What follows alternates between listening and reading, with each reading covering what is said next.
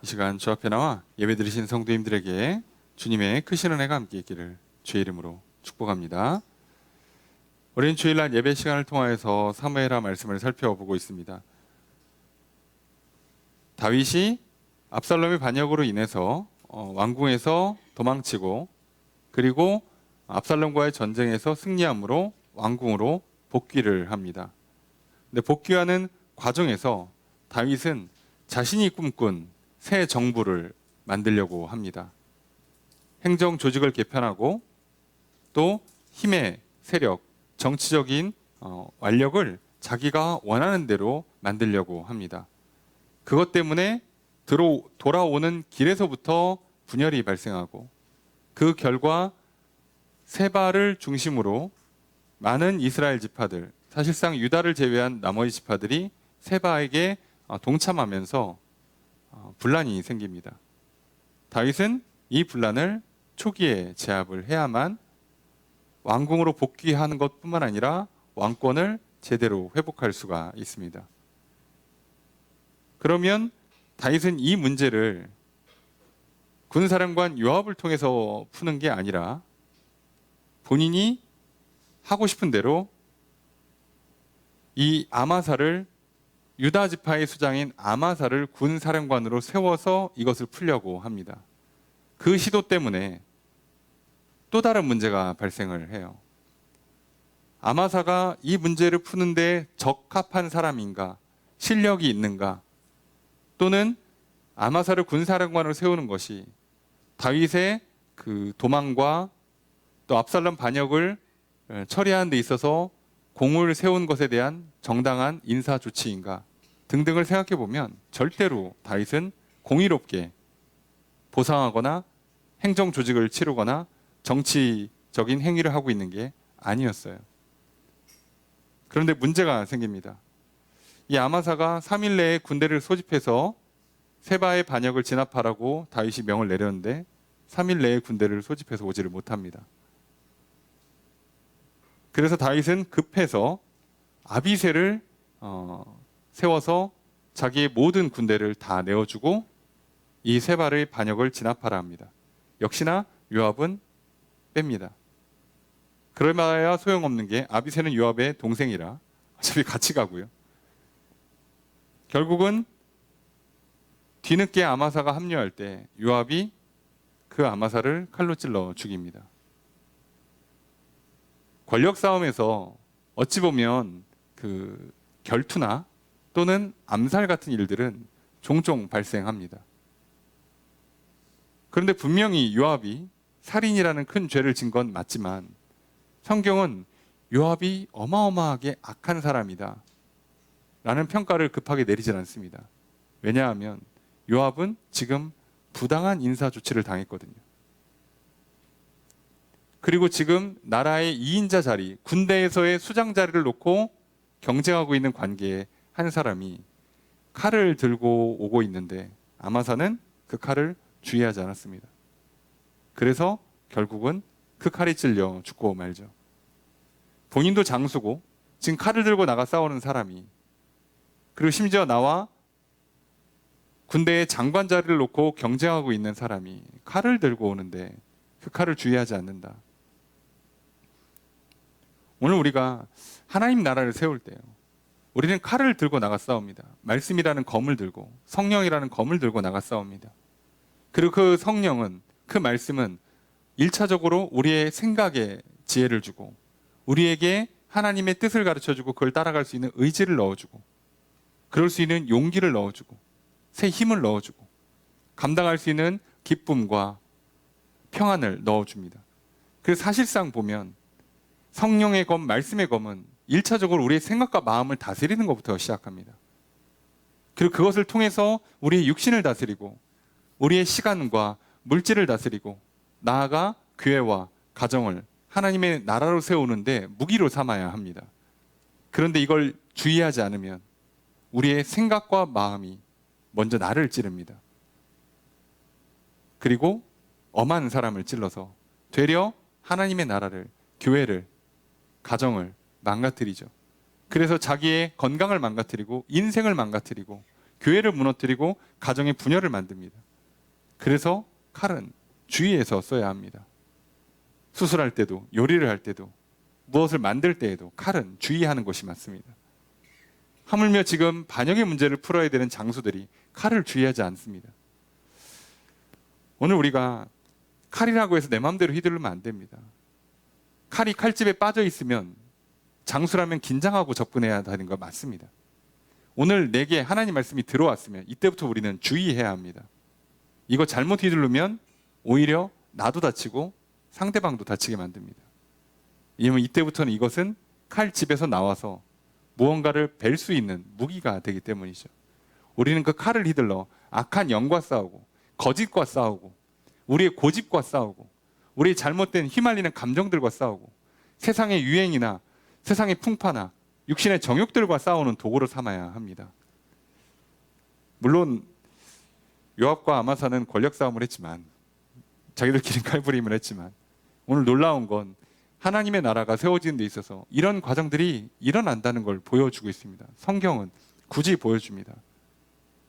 오늘 저 여러분들의 삶에 절대로 동화 속 이야기처럼 예수 믿고 행복하게 오래오래 잘 살았더라 라고 인생은 펼쳐지지 않을 겁니다. 매일매일이 전쟁일 겁니다. 누가 장관의 자리를 차지할 것인가? 누가 왕의 자리를 차지할 것인가? 그게 내 생각인가? 내 고집인가? 내 감정에 휘말리는 것대로 따라갈 것인가? 유행을 따라갈 것인가? 아니면 하나님의 말씀과 뜻을 따를 것인가? 이걸 놓고 우리는 끝없이 싸워야 할 겁니다. 그리고 놀랍게도 그렇게 철저히 회개하고 금식하고 눈물로 돌이켰던 다윗이 돌아오는 길에는 언제 그랬냐는 듯이 자기 생각대로만 살아가요. 단 한 번 기도하지 않고 제사장 선지자 찾아가지도 않고 성경 말씀을 따르지도 않습니다. 공의로운 판결 내리지도 않고 공의로운 인사 조치 하지도 않습니다. 다윗이 복귀하는 과정에서 단 하나 우리가 배울 만한, 본받을 만한 장면이 등장하지 않습니다. 아니, 도망가면서 회개할 때는 장면 하나하나가 정말 본받을 만하고 우리의 모델이 될 만한 모습이었는데 어찌 돌아오는 길에는 이렇게 하나도 배울 게 없는 반대의 모습을 보여줄까? 이게 사람이 갖고 있는 특성이죠. 우리는 얼마든지 바뀔 수 있습니다. 그게 우리에게 장점이 되기를 소망합니다. 늘 우리는 변할 수 있기 때문에 항상 좋은 쪽으로 변하기를 주 여러분 축복합니다. 우리는 칼을 들고 있기 때문에 항상 그 칼을 통해서 좋은 요리하시고 대적을 물리치시고 질병을 고치는 수술을 하시는 데 쓰기를 주 여러분 축복합니다. 그러면 하나님의 나라를 잘 세우실 것입니다. 자, 이제 세바의 반역을 진압해야 합니다. 다시 군 사령관의 자리인 요압이 차지했습니다. 그럼 과연 어떻게 이 과정들을 펼쳐낼 것인가? 그리고 이 과정이 끝나야 이스라엘이 하나님의 나라로 회복이 될 것이요, 다윗이 제대로 왕노릇을 하게 될 겁니다. 본인의 뜻대로는 안 됐을지언정 여기가 제대로 왕권을 회복하고 하나님 나라가 되려면 어쨌든 이 반역의 문제는 해결이 돼야 돼요. 오늘 우리는 이 반역의 문제를 해결하는 과정을 성경을 통해 살펴보려 합니다. 오늘 굳이 왜 성경에서 이런 장면들을 자세히 기록했을까? 우리는 이것을 단순히 한 사건, 에피소드로 보는 게 아니라 큰 틀에서 하나님이 어떻게 다윗에게 왕권을 회복시켜 주는가, 하나님이 어떻게 이스라엘을 하나님의 나라로 만들어가는가, 우리 이 관점에서 보아야 합니다. 오늘 하나님께서 나를 어떻게 왕노릇하는 사람으로 만들어주는가, 오늘의 장면이 우리 삶에 일어날 것이고요. 오늘 하나님께 내 인생을 천국 같은 인생으로 만들어주시고 우리의 교회와 나의 가정을 어떻게 천국 같은 곳으로 만들어 가실까, 이런 과정이 분명히 있을 것입니다. 오늘 우리에게 주신 말씀이 또 듣고 나아갈 때 그 말씀을 믿고 따르므로 말미암아 다시 제대로 왕권을 회복하고 제대로 왕노릇함으로 하나님의 나라를 세워가시는 저 여러분 되시길 주 여러분 축복합니다. 그래서 우리들의 육신도 인생도 교회와 가정도 천국 같은 곳으로 회복시켜가는 저 여러분 되기를 소망합니다. 오늘 하나님의 말씀을 듣고 믿고 예배하는 저희들에게 내 안에, 우리 안에 하나님의 나라를 세우는 그 은혜가 있기를 소망합니다. 오늘 우리에게 하나님께서 크신 은혜를 베풀어 주시기를 주의 이름으로 축복합니다. 그럼 도대체 무슨 일이 있는가 말씀을 좀 살펴보도록 할 텐데요. 14절 말씀 함께 읽습니다. 시작.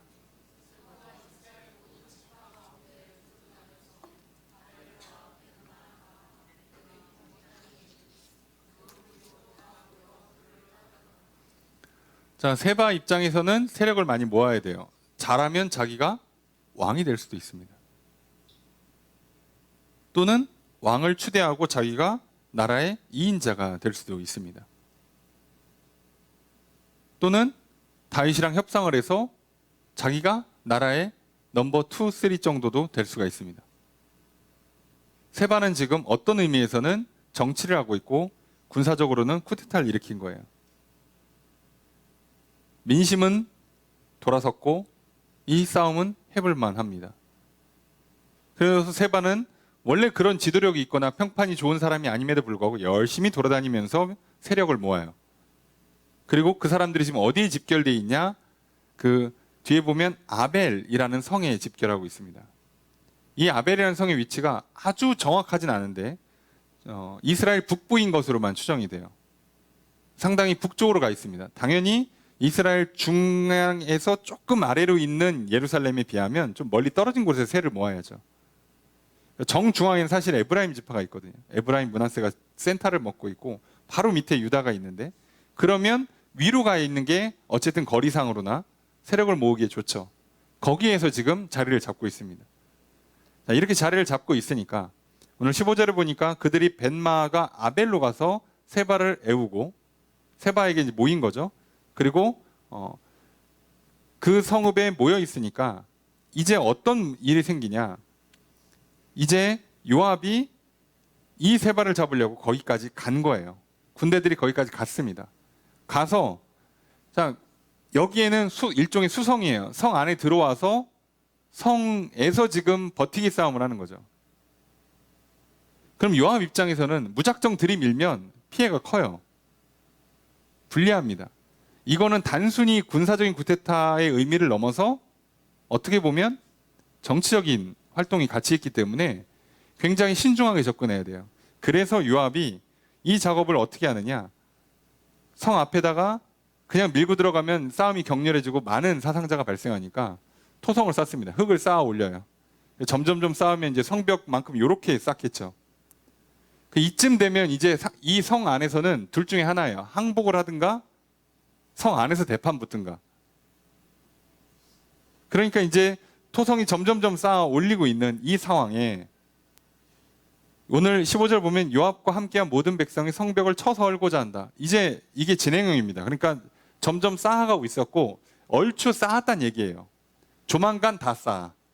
조만간 이제 한판 붙을 날이 온 거예요. 이쯤 되니까 이 문제가 이렇게 되면 사실상 요압과 요압의 군대가 들어와서 이길 확률이 높아요. 물론 사상자는 발생할 겁니다. 자, 요압 입장에서는 자기가 지금 다윗에게 지명받지 못한 장소예요. 지금 거의 한 단계, 두 단계 강등됐단 말이죠. 그러니까 자기도 여기서 제대로 공을 세우는 게 좋아요. 이왕 이렇게 된 거. 다윗도 뭐라고 못할 만큼. 그리고 사상자가 많이 안 나와야 자기 병사들도 자기를 지지해주고. 그래서 요압은 요압대로 신중하게 접근하고요. 세바는 세바대로 갇혀갖고 못 나오고 있는 애매한 상황이 연출되고 있습니다. 자, 그때 이제 슬슬 결전의 날이 다가오는 그때 어떤 일이 생기냐? 16절 함께 읽습니다. 시작.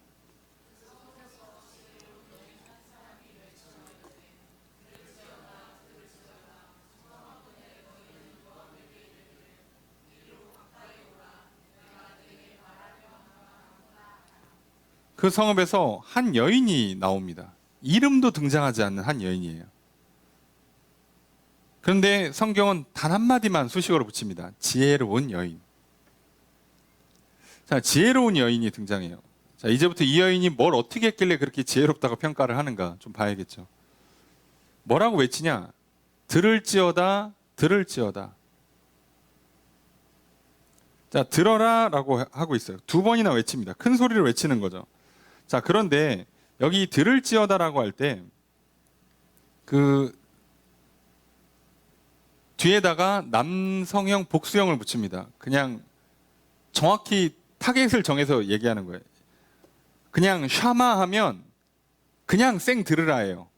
모든 무리를 향해서 그냥 들으라라고 외치는 건데 여기서는 뭐라 그러냐면 쉬무우라고 불러요. 무슨 얘기냐면 남성 복수에 너희 남자들아 들어라예요. 그러니까 정확하게 그 군대를 향해서 외치는 겁니다. 요압과 군대를 향해서. 다른 사람 들으라는 게 아니라 당신들 들으라고. 정확하게 딱 타겟을 얘기해서 2번이나 외칩니다. 이래서 지혜로운 거예요.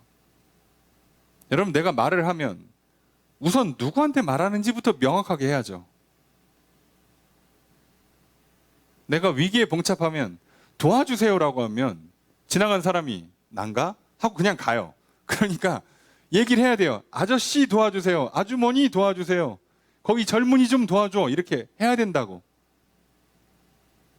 타겟을 해야죠. 내가 얘기를 할 거면 여기 사람들이 한 5-6명 있으면 저기 하면 사람들이 누구한테 얘기한 줄 알아요.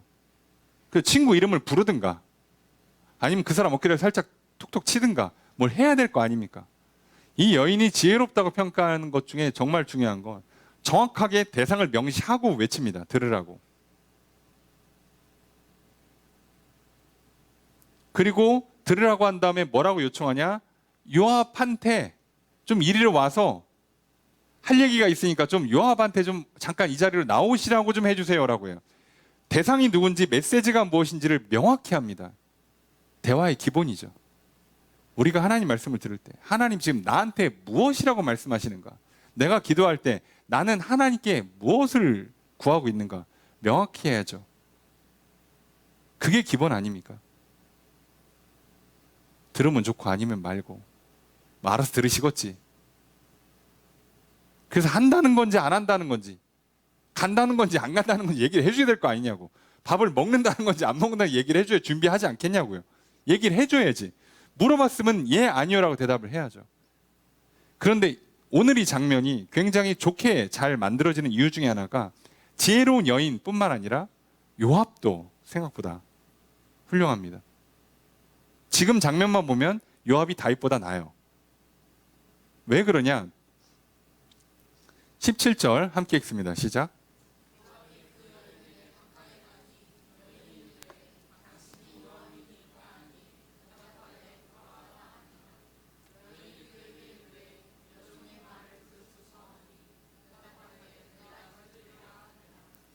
자, 요압이 갑니다. 우선 이름도 없는 한 여자가 무슨 뭐 성의 대표도 아니야. 그런 사람이 그냥 왔는데 와서 좀 얘기 좀 하자 그러니까 가요. 그 여인이 물어봅니다. 당신이 요압입니까? 맞다 그래요. 내 말을 좀 들으소서 들어주세요라고 하니까 요압이 내가 듣겠다고 합니다. 대화가 얼마나 간단 명료합니까? 그런데 중요한 건 요압 입장에서는요. 지금 토성을 거의 쌓았다니까요. 여기 넘어가면 끝나요. 사실 이겨요. 그리고 지금 다윗이 정예부대를 다 내줬습니다. 사실 질 수가 없어요. 이 군대 끌고 와서 지지 않아요. 그러니까 확실하게 이기기 위해서 엄한 피해를 막기 위해서 좀 시간이 걸리더라도 토성을 쌓고 넘어가는 거잖아요. 성 밑에서 들어가다가 수성하면 많이 다쳐요. 그러니까 안전하게 넘어가려고 지금 성 쌓아서 흙 쌓아서 이렇게 올라가겠다는 거 아니에요. 그래서 거의 다 쌓아갔는데 이쯤 와서 이 여자가 외치는 거예요. 좀 얘기 좀 하자고.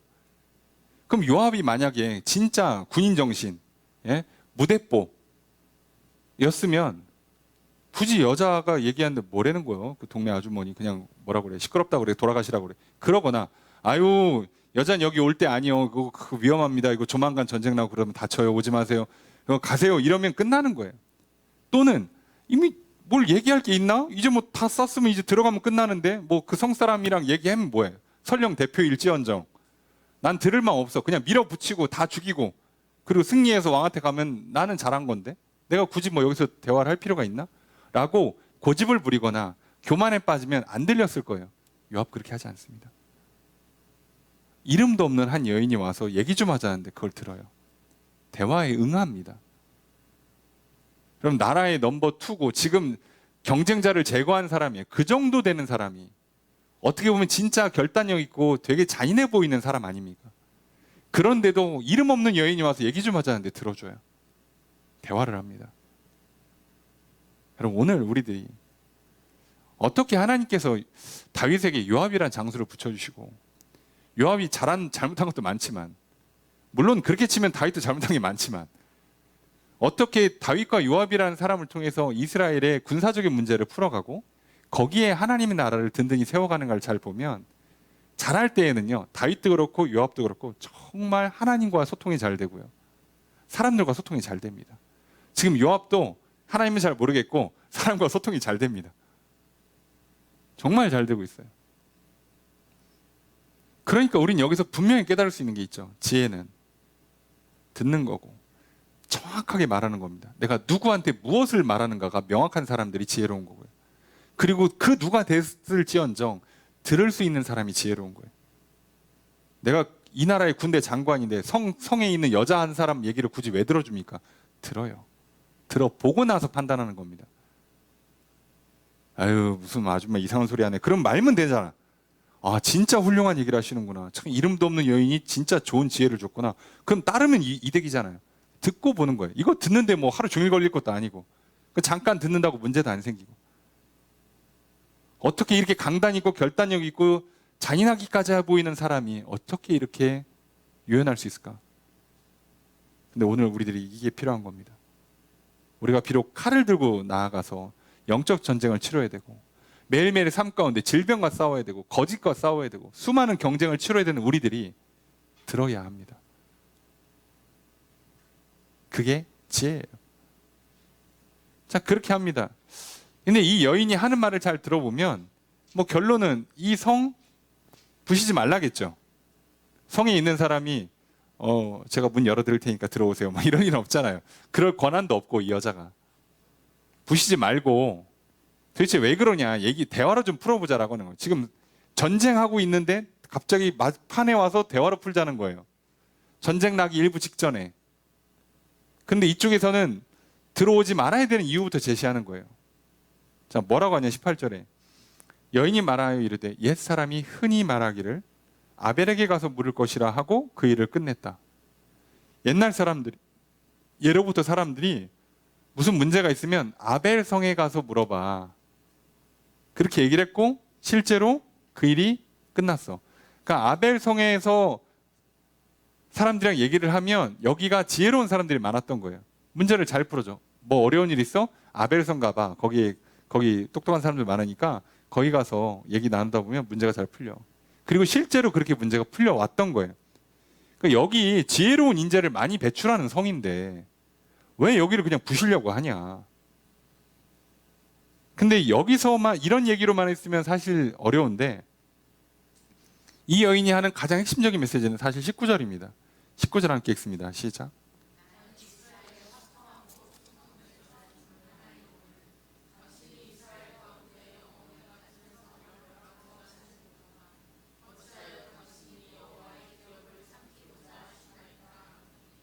자기를 뭐라고 하냐? 나는 이스라엘에 화평하고 충성된 자 중에 하나이다.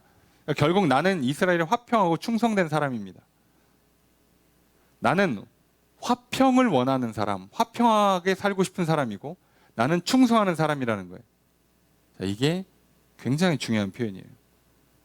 이 여인이 지혜롭다고밖에 평가할 수 없는 이유가, 이 여인은 자기가 누군지를 알아요. 자기가 누군지, 자기의 사명이 무엇인지를 정확히 알고 있는 거예요. 아니, 그냥 성에 살고 있는 이름 없는 한 여인이 어떻게 이럴 수 있을까 싶을 정도로. 그래서 뭐라고 그러냐? 이스라엘 가운데 어머니 같은 성을 멸하고냐 하냐. 이 성은 지혜로운 사람만 배출하는 게 아니라 어머니 같은 성이에요. 그러니까 나라에 굉장히 그 위기가 있을 때마다 뭐 도와주거나 품어주거나, 말 그대로 그냥 여러 가지 그 뭐 봉사와 희생과 헌신을 많이 했던 성이라는 거예요. 이런 좋은 성, 지혜로운 사람을 많이 배출해서 문제를 잘 해결해주고 어려울 때마다 막 도와주고 했던 이 좋은 성을 왜 부시냐는 거예요. 그런데 여기서 말하고 싶은 핵심은 화평하고 충성된 사람인데, 나는 그러니까 화평을 원하고 충성하려고 하는데 당신이 그걸 방해한다는 얘기잖아요, 요압이. 그래서 하고 싶은 말의 핵심은 어찌하여 당신의 여호와의 기업을 삼키려고 합니까? 이게 지금 핵심적인 메시지죠. 왜 여호와의 기업을 삼키려고 하냐는 거예요. 여호와의 기업인, 성경에서는 기업이라고도 하고 유업이라고도 합니다. 우리가 익숙한 표현은 유산이죠. 여호와 하나님께서 이스라엘 백성들에게 물려주신 게 있어요. 넘겨주신 것, 유산이 있어요. 그게 이스라엘 땅이에요. 근데 이 땅은 율법에 뭐라고 명시되어 있냐? 사고 파는 게 금지예요. 뺏는 거 금지입니다. 빚을 졌어도 다 다시 7년 뒤, 50년 뒤에 다 갚아주게 돼 있어요.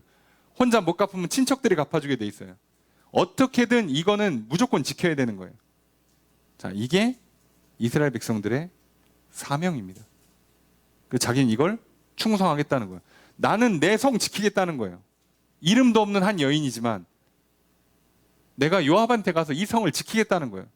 당신 이 성을 멸하는 건 여호와의 기업을 삼키려고 하는 거다. 뺏는 거다. 왜 멀쩡한 성을 부시냐? 왜 이걸 멸하려고 하냐? 나는 충성할 거다. 하나님이 내게 주신 그 기업을 지키기 위해서 열심히 사는데 당신이 뭔데 와서 부시냐 이거예요. 대단히 지혜로운 게 아니라 대단히 용감하지 않습니까? 그런데 지혜로운 사람은 자기의 사명을 알고 그걸 하려고 하니까 용기가 필요한 거잖아요. 힘이 필요한 거고. 그걸 하고 있잖아요. 그래서 이거는 여호와의 기업을 멸하는 것이고 여호와의 뜻을 거스르는 거다. 하면 안 된다예요. 그리고 문장으로는 생략돼 있지만 이 화평하다, 나는 화평한 사람이다에 또 하나 메시지가 있어요. 그게 뭐냐면 화평을 말하는 사람은요. 원래 그 전쟁이 날 때, 성을 침략하거나 할 때 이스라엘 백성들은 하나님께서 너희들은 서로 땅을 사고 파는 것도 금지고 하나님이 정해준 땅을 넘어가서 전쟁을 먼저 선공하는 것도 금지예요. 방어는 얼마든지 해도 되지만 정복 전쟁도 하지 말라고 하셨습니다. 그런데 만약에 저들이 뭔가 문제가 있어서 전쟁을 치르게 되면 심지어 어떻게 하냐? 먼저 가서 화평을 선포하라는 거예요. 야, 나는 너희들이랑 평화롭게 지내고 싶은데 너희들 지금 우리 땅에 들어왔어. 그리고 이렇게 딱 깃발 꽂고 성 쌓아놓고 이렇게 버티고 있으면 안 돼. 자, 물러나. 그럼 우리도 너네 뭐라고 안 하고 기존에 있던 거 다 없애고 뭐라고 안 할게. 그냥 가라. 평화롭게 지내자. 이거 원래 우리 땅이잖아. 건들지 마. 자, 이러면 전쟁이 안 나요. 합의가 되면. 그리고 화평을 먼저 선포를 했어요. 말씀대로 원래 하나님 주신 대로 가는 거야. 그 지파 내부에서 땅 싸움이 나든가 외부에 다른 민족과 땅 싸움이 나면 꼭 이렇게 심지어 선공이 불가능해. 이스라엘은. 먼저 화평을 선포하는 겁니다. 평화롭게 하자. 싸우지 말자. 근데 상대방이 거절하면 싸움이 나는 거예요. 근데 이 여인은 지금 뭐라고 지적하는 거냐면 당신은 우리한테 와서 화평을 선포한 적이 없다는 거예요.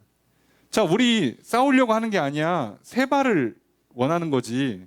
근데 지금 요압은 아무 얘기 없이 그냥 흙을 쌓은 다음에 넘어와서 지금 성을 없애버리려고 하잖아요. 성에 살고 있는 이 여인 입장에서는 당황스럽죠. 이게 뭐지? 나는 아무 얘기 들은 게 없어. 내가 어떻게 알아? 세바가 여기 왔는지 안 왔는지. 그냥 동네 아주머니가 어떻게 알아 이거를. 모르죠, 당연히.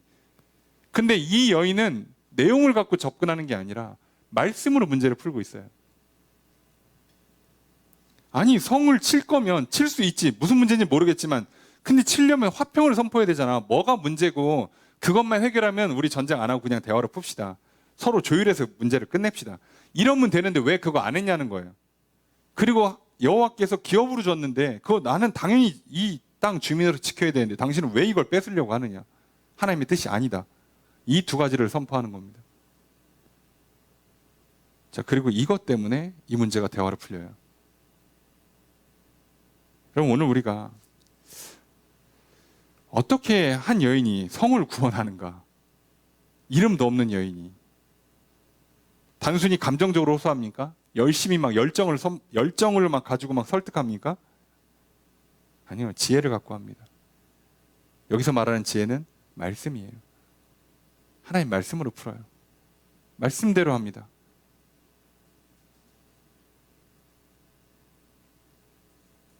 자, 그러면 우리는 여기서 우리가 지혜롭게 말 그대로 성을 구원하듯이, 성을 지키듯이 지혜롭게 사는 것.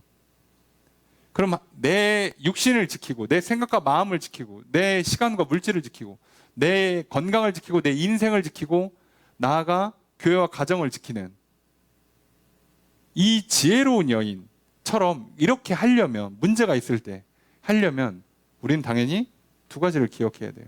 하나는 화평케 하는 것, 또 하나는 충성하는 것. 화평케 하는 겁니다. 여러분, 싸워 이겨서 승리할 거라고 생각하지 마세요. 그리스도인들은요, 절대 먼저 싸우는 사람들이 아닙니다. 먼저 화평을 외치는 사람들이에요. 우리 친하게 지내자. 문제가 뭐냐? 서로 하나씩 양보하고 넘어가자. 싸우는 것 자체가 하나님 뜻이 아니에요. 애시당초. 충돌이 나는 것 자체가 하나님 볼 때는 좋지가 않습니다. 늘 말씀드리지만요. 자녀가 싸우잖아요. 분명히 과실 비율이 있겠지. 뭐 형이 동생을 일방적으로 팰 수도 있지만 미친놈 아닌 다음에는 이 동생이 원인 제공할 가능성이 높아요. 그러니까 뭐 그게 과실 비율이 5대5일 수도 있지만 뭐 6대4, 7대3, 8대 이렇게 떨어질 거 아니냐고. 근데 하나님 나라에서는 그게 중요하잖아요. 부모 입장에서는 자식들이 싸우면 그거 자체가 불효라니까요. 그거 보고 기분 좋습니까? 아이고 형이 공의롭구만. 그 말 안 듣는 동생은 패야지. 이럽니까? 부모가? 왜 싸워? 말로 풀어. 넌 말이야 이렇게 자꾸 이렇게 형 시비 걸고 그러지 말고. 그게 부모의 자세 아니냐고. 여기는 사랑의 나라잖아요. 화평의 나라라니까요. 싸우는 것 자체가 좋지가 않아요. 애시당초 좋지가 않아요. 왜냐하면 싸움을 통해서 하나님 나라를 이루는 게 아니에요. 여러분 이스라엘 잘 보세요. 가나안 민족들, 원주민들, 그러니까 여호와를 섬기지 않는 건 당연히 물리쳐야 됩니다. 우리는 죄랑 싸우는 거예요. 악한 영들과 싸우는 겁니다. 그런데 누구랑 안 싸운다고? 그리스도인들끼리는 안 싸우는 거예요. 우리는 말씀이랑 싸우는 게 아니에요. 우리는 형제 자매랑 싸우는 게 아니라니까요. 교회에서 성도들끼리 예배 이렇게 드리는 게 좋아. 모임을 이렇게 합시다. 아, 요번에 행사 이렇게 합시다. 맨날 싸우잖아요. 물론 저희 교회 얘기는 아니고요. 많이들 싸우죠. 싸워서 좋을 게 하나도 없다니까. 그래서 누가 이겼어. 누구 의견이 맞았어. 누가 봐도 더 많은 지지를 얻고 누가 봐도 합리적이야. 그래봐야 하나님 나라는 안 됩니다. 속지 마세요. 절대 만들어지지 않습니다.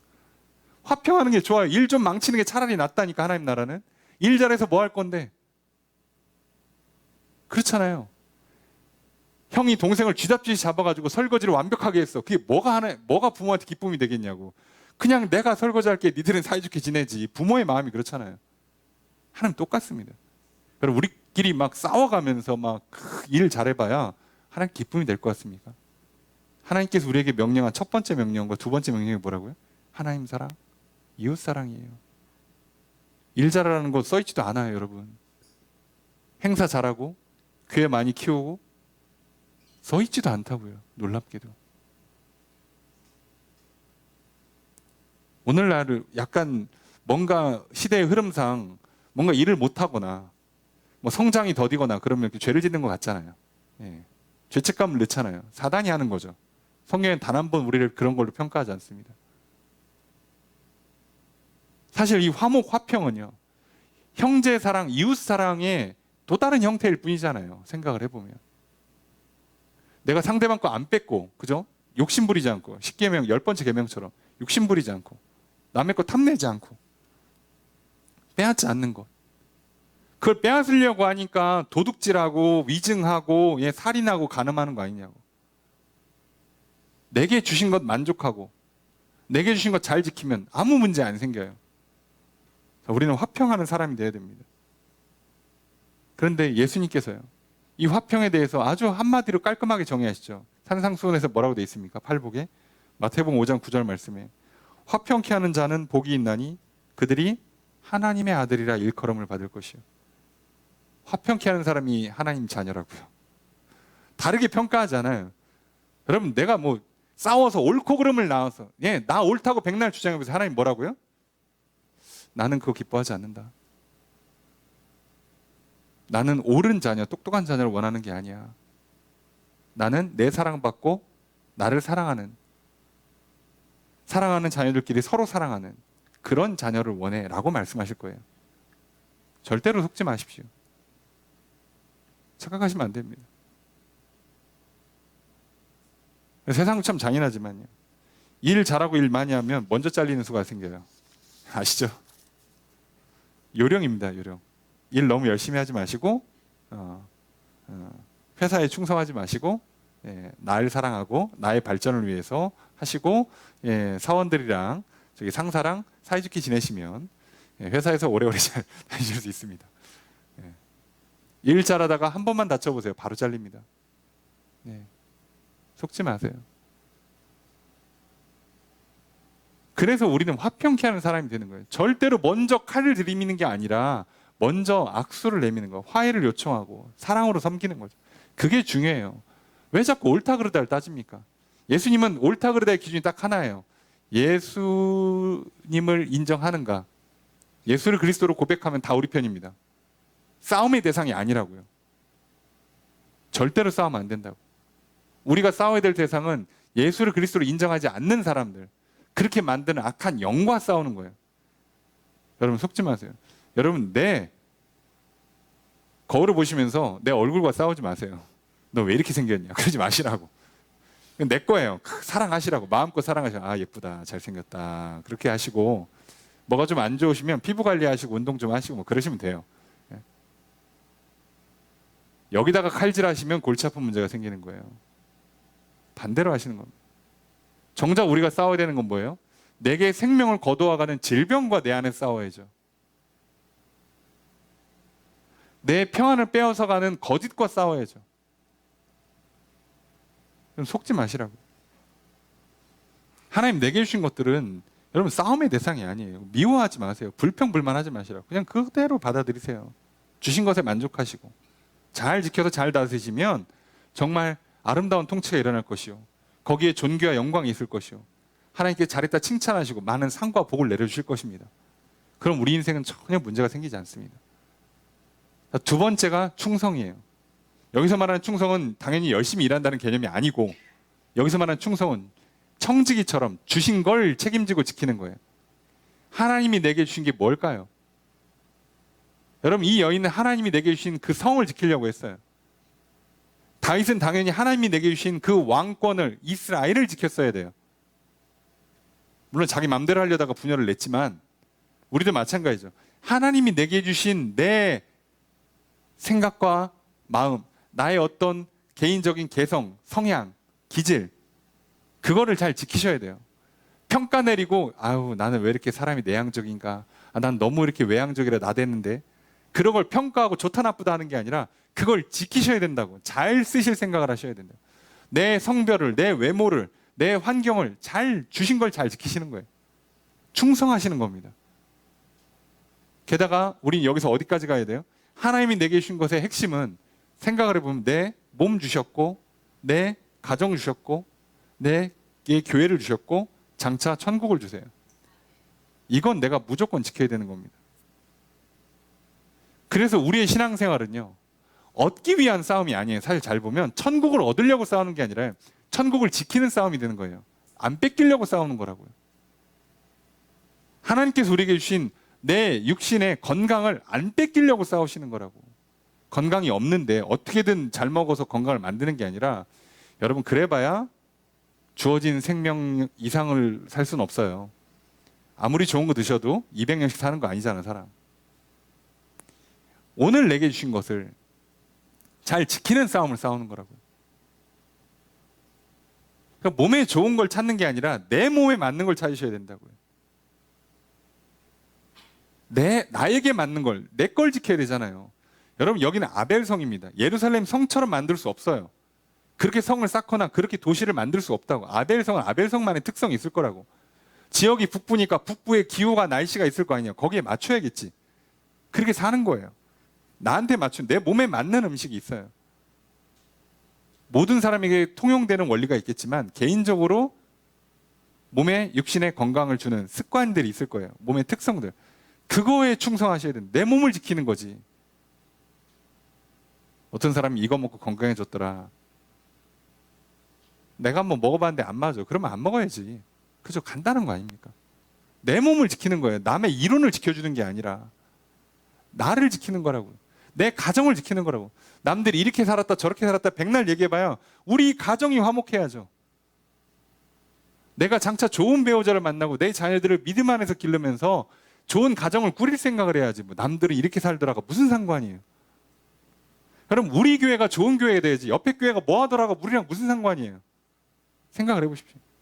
우리가 천국을 지켜야지. 이 땅에서 뭐 이번에 국회의원을 누구를 뽑고 대통령을 누구를 뽑고 뭐 부동산이 어떻게 되고 경기가 어떻고, 아니 그래서 뭐 할 거냐고. 여긴 어차피 스쳐 지나가요. 길어야 100년이에요.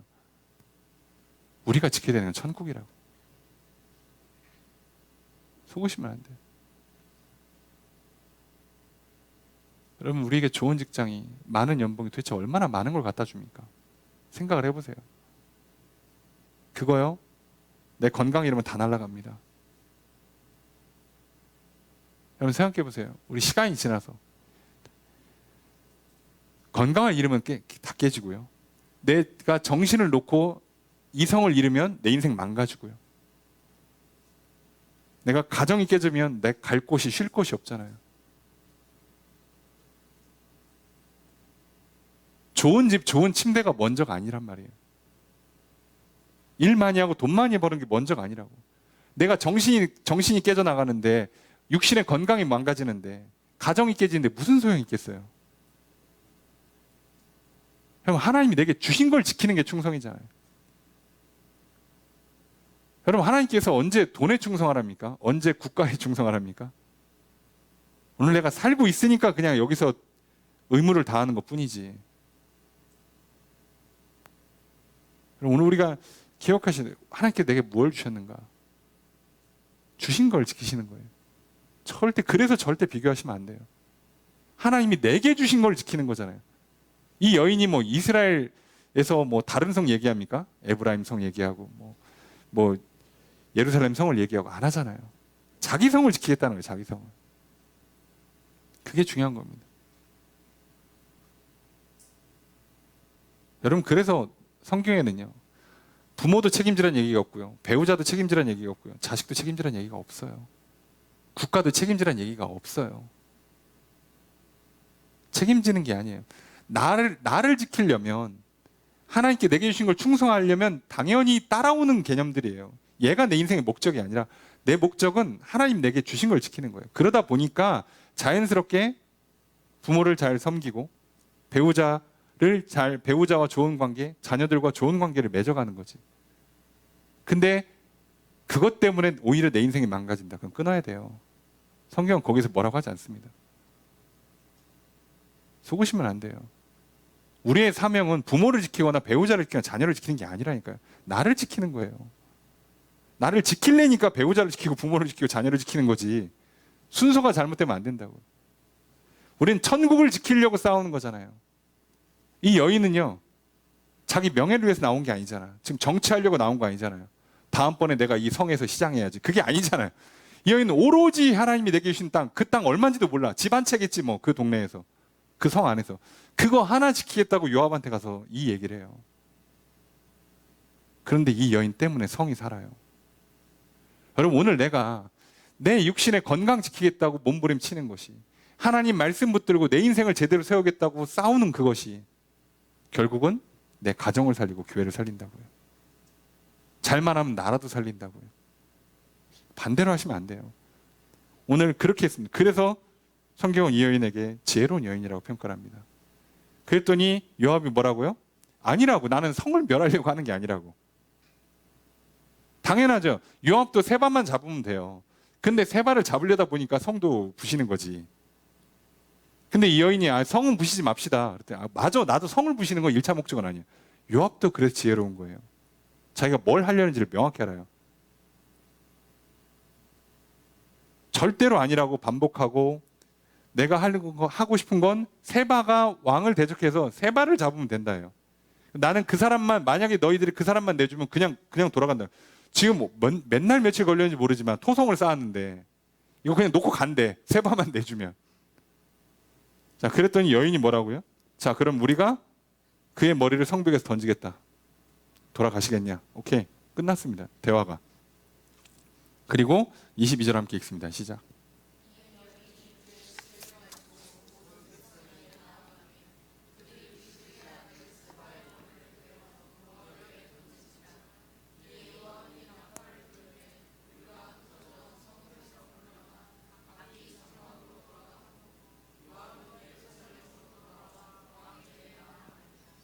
이 20절에 보니까 그 여인이 지혜를 가지고 백성에게 나아갑니다. 여기서 말하는 백성은 성에 있는 사람들이죠.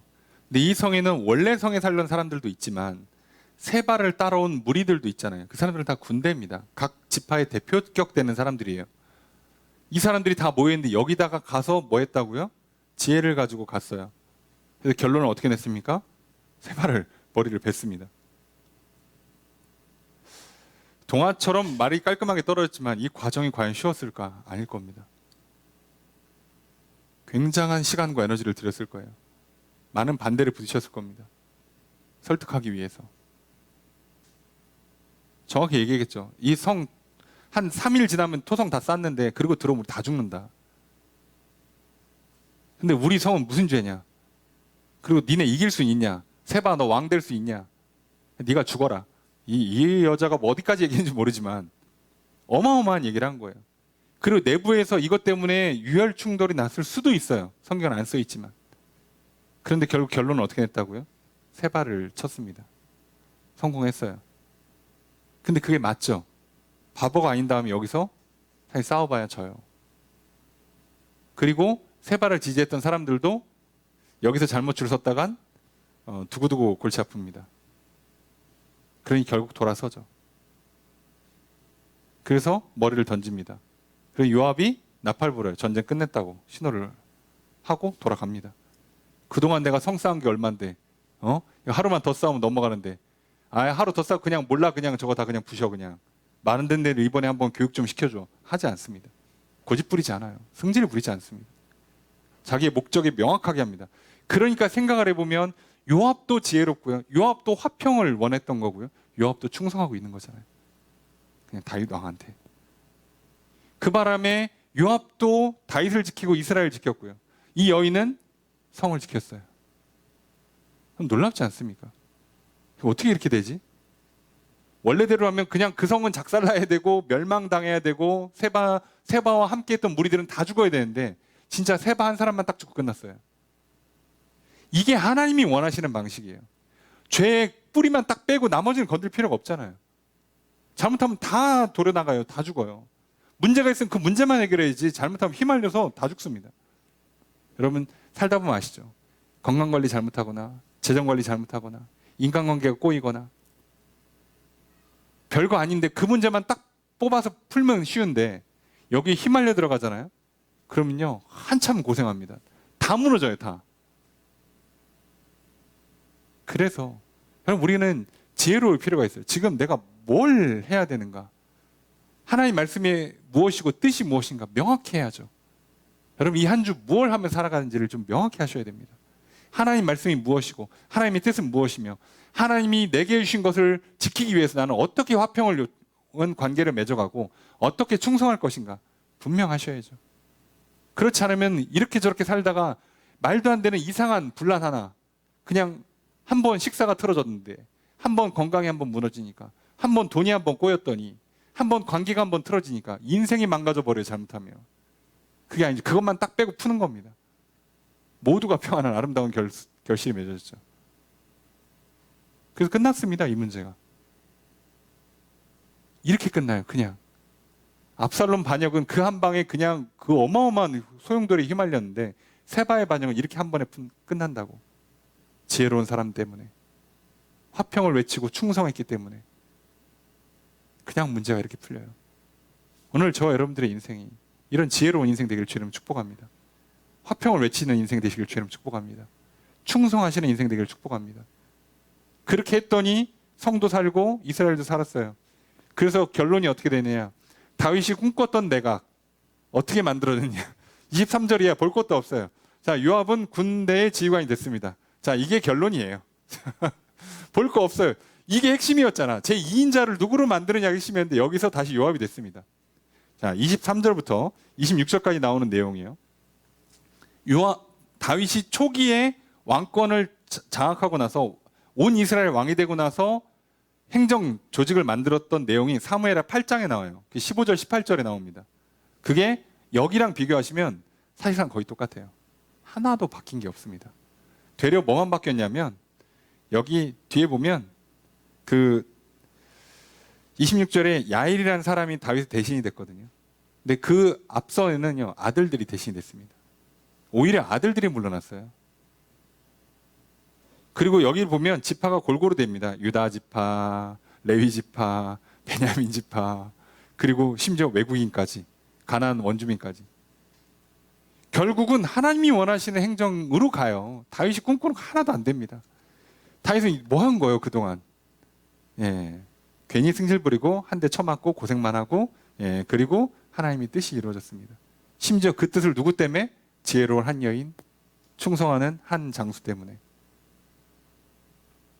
여러분 결국 내 인생 내 뜻대로 안 됩니다. 교만하게 고집 부리시면서 승질 부리며 사지 마십시오. 괜히 칼 함부로 휘두르면서 사지 마십시오. 괜히 분란 일으키고 살지 마십시오. 칼을 주의하시면서 제대로 다루어서 여러분 지혜롭게 쓰십시오. 화평하는 사람, 충성하는 사람으로 살아가신다면 여러분 한 사람의 인생뿐만 아니라 나의 인생뿐만 아니라 여러분 통해서 여러분이 속해 있는 가정과 교회 공동체가 하나님의 나라를 세워줄 것입니다. 부디 이 한 주 살아가실 때 여러분에게 맞는 하나님께 주신 것이 무엇인지를 잘 분별해서 말씀을 지켜 행함으로 말미암아 여러분 또 평화로운 한 주를 살아가시고, 또 충성함으로 말미암아 여러분에게 하나님께 주셨던 여러분의 생각과 마음을, 여러분 육신을, 여러분에게 주신 시간과 물질을, 여러분의 인생을, 나아가 가정과 교회를 잘 세워서 천국 같은 곳으로 하나님의 나라로 세워가며 살아가십시오. 그때 여러분은 다시 왕권을 제대로 누릴 것이요, 존귀한 인생이 될 것이요, 그리고 평안을 누리며 살아가게 될 것입니다. 그래서 제대로 왕노릇하는 인생, 하나님의 나라를 세우는 인생, 그래서 늘 평안하고 생명 있고 복이 있는 인생이 될 것입니다. 오늘 그렇게 살아가시는 저 여러분 되시길 주님 축복합니다. 그렇게 살아가라 우리를 부르시고 기름 부으셔서 하나님 자녀 삼아 주셨습니다. 제대로 지혜로운 여인처럼, 요압처럼, 그리고 다윗이 잘했던 때의 그 모습처럼 여러분 제대로 지혜롭게 화평하고 충성함으로 왕노릇하는 인생 날마다 그렇게 살아가시기를 다시 한번 주의 이름으로 축복합니다.